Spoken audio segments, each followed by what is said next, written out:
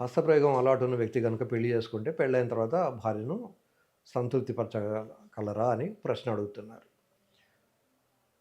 ఇది చాలా wide question. ఒక్కో వ్యక్తి జీవితం ఒక్కో రకంగా ఉంటుంది. నాకోసారి ఒక కపుల్ వచ్చారు. ఆ అమ్మాయి చెప్పింది, "సార్ నేను బానే కోఆపరేట్ చేస్తాను. మా ఆయన నాతో సంసారం చేయగానే పరిగెత్తుకొని బాత్రూంలోకెళ్తాడు. నాకు డౌటొచ్చి ఒకరోజు బాత్రూమ్ తలుపు ఆయన పెట్టుకోవడం మానేస్తే నా సెల్ ఫోన్ పెట్టి రికార్డ్ చేశాను. అక్కడ ఆయన మాస్టర్బేట్ చేసుకోవడం చూశాను. మరి నేను ఇంత తృప్తి ఇచ్చిన తర్వాత మళ్ళీ మాస్టర్బేషన్ ఆయనకు అవసరం ఏం పడింది" అని.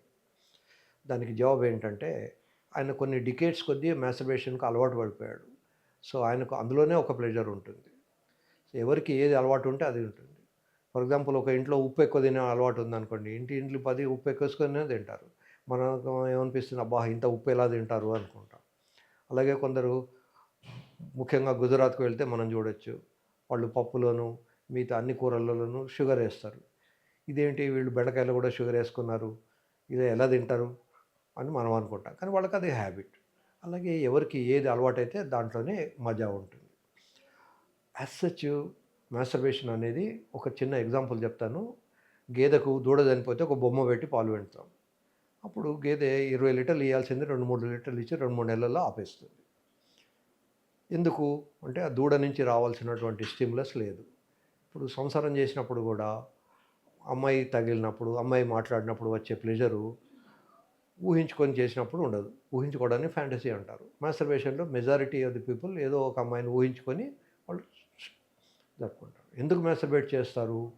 ఒకటేమో అవైలబిలిటీ ఆఫ్ ది పార్ట్నర్ చిన్న ఏజ్ నుంచే ఉండదు. మనకు 13, 14 ఏళ్ల నుంచే కోరికలు మొదలైతాయి.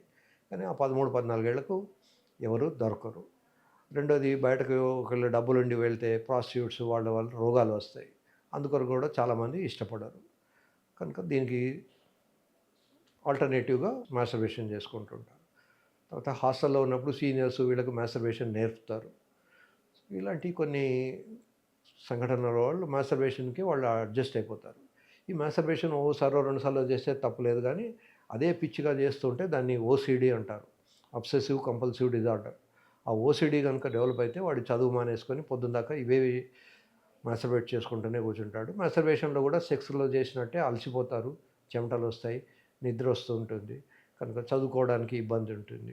ముఖ్యంగా ఇంటర్మీడియేట్ లెవెల్‌లో వాడు బాగా చదువుకుంటేనే లేదా గ్రాడ్యుయేషన్ లెవెల్‌లో చదువుకుంటేనే వాడు ఐఏఎసో, ఐపీఎసో ఆహ్, చేయడానికి వీలుంది. మిగతా వాటిల్లో చదువుకోకపోతే ఉండదు. సో, కాంపిటీటివ్ టెస్ట్‌లలో ఫెయిల్ అవ్వడానికి ఇది కూడా ఒక ముఖ్య కారణం. రెండోది గిల్ట్ ఫీలింగ్. మాస్టర్బేషన్ చేసిన తర్వాత ఇది తప్పని, ఒక ఒక బిందువు గనుక సెమెన్ పోతే 800 రక్త కణాలు పోయినట్టు అని ఇట్లాంటి రకరకాలైనటువంటి భయభ్రాంతులకు గురి చేసే యాక్ట్స్ వాళ్ళు వీళ్ళు చాలామంది ఎక్స్‌ప్లాయిట్ చేస్తుంటారు. అమ్మో! రాత్రిపూట పోయిందా అని. ఒక తల్లి పాపకు పాలు ఇయ్యకపోతే జాకెట్ తడుస్తుంది. లోపల ఉన్న పాలు బయటికొస్తాయి. అలాగే లోపల తయారైన స్పర్మ్స్ కూడా బయటికొచ్చేస్తాయి. అది బయటికి రావడం, నైట్ ఫాల్ రావడం వ్యాధి కాదు. మాస్టర్బేట్ చేసుకోవడం కూడా వ్యాధి కాదు. ఎనీథింగ్ అతి సర్వత్ర వర్జయేత్. చాలా ఎక్కువ సార్లు చేస్తుంటే దానివల్ల ప్రాబ్లమ్స్ ఉంటాయి.